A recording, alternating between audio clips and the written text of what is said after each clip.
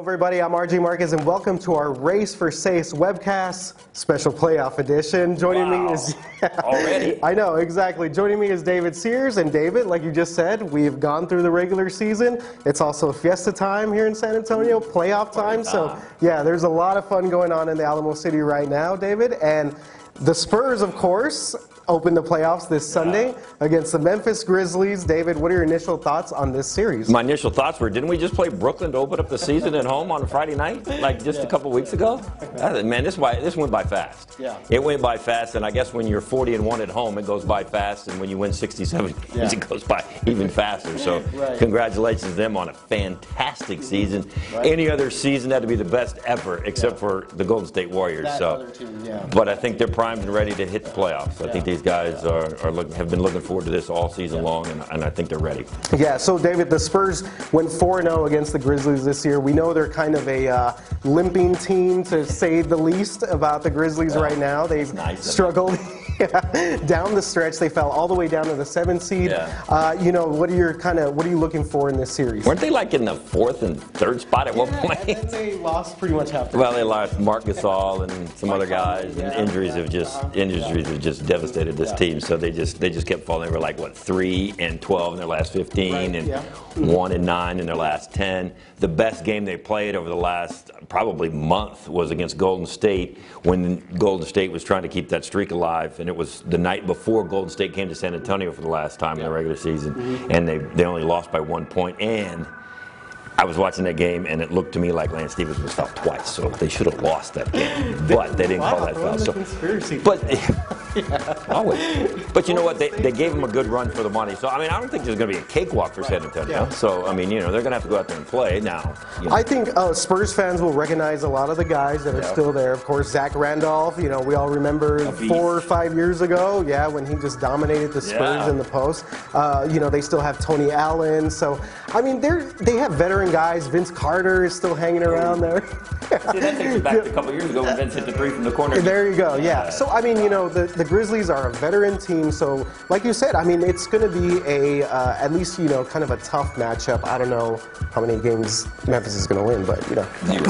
0. Okay. But, but like I said, it's not going to be a kick. And if the Spurs don't shoot better than they have been in the past, these teams are going to be closer than they need to be.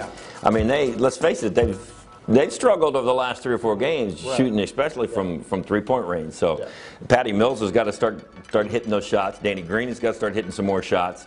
So and Tony's going to be more aggressive, I think, in the playoffs. And if you notice, Tim Duncan played a lot of minutes over 3 games. Yeah, he did. Getting tuned up. So, and you're looking at him going, well, he's been saving this for now. So they pretty much, you know, monitor his minutes all season long. So now he looks like he's ready to go. So yeah, and I think you kind of answered my question. What are you kind of looking for?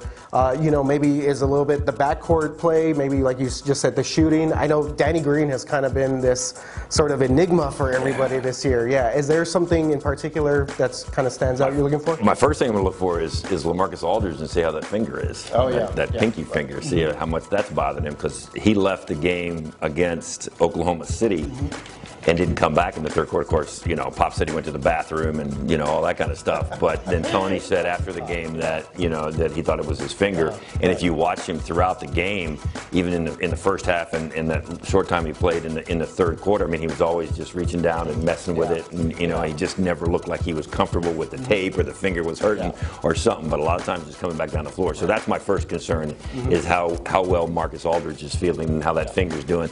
What, 4 days off. He didn't play Wednesday in Dallas. So he's got Wednesday, Thursday, Friday, Saturday. So he's got 4 days off to rest that finger. So hopefully that finger will be all right. But yeah, they got to get some perimeter shots falling. Yeah, absolutely. I would say the backcourt definitely needs to step up. Any sort of particular matchup? I mean, maybe like a Kawhi Leonard against Tony Allen, or like you said, or you know, the post matchups. You know, I mean, Zach Randolph defending him. You know, I like to see. I like to see David West and Zach Randolph. Oh man. Hey, tell me there would be some blood being mopped up off the floor on that one, huh? Those 2 guys going, that would be a great match. I don't know how much we'll get to see that, but I would love to see David West and Xander Racco just banging on each other. Well, you know, let's see what happens because What would you like to see? What would I like to see? I'm kind of interested to see what Kawhi Leonard does against Tony Allen. He's always been considered one of the better defenders in the league, and Kawhi is obviously kind of the guy now. So, you know, I agree with you. I don't think the Spurs are going to have very much trouble, but I think it's going to be a tough series. Memphis always kind of grinds out. Yeah, always, definitely. So, predictions, David? Your fearless predictions. 4. Okay, maybe not so fearless predictions. 4? Not even giving him 5. I tell you what, if this thing goes to 5 or 6, the Spurs are in trouble. Yeah, they've either gotten somebody got hurt really bad, or they're looking ahead, or they just flat out didn't play very well, and that's not something you want, especially when you head into a second round of the playoffs. So they better put this away. Yeah, I have to agree. The Grizzlies again coming in. I think the Spurs just kind of need to put them out of their misery as early as possible. Get enough rest before what seems to be an Oklahoma City second round. That one would be fun. All right, guys. Well, that's a wrap for this week's Race for Seis webcast playoff edition. Remember to follow the latest Spurs coverage on air and online at KSAT.com. And don't forget about our Spurs specials, which will air before games 1, 2, and 3. And of course, we're going to have Facebook Live post game. David and I are going to be at the AT&T Center, and we're going to hear your comments or concerns from any one of these games, these first round matchups. So, David, any last words? Go Spurs, go. Yeah, and Viva Fiesta. Viva Fiesta. One. All right, guys. Have a good one. Bye. Yeah, and Viva Fiesta. Yeah, of course. Party time.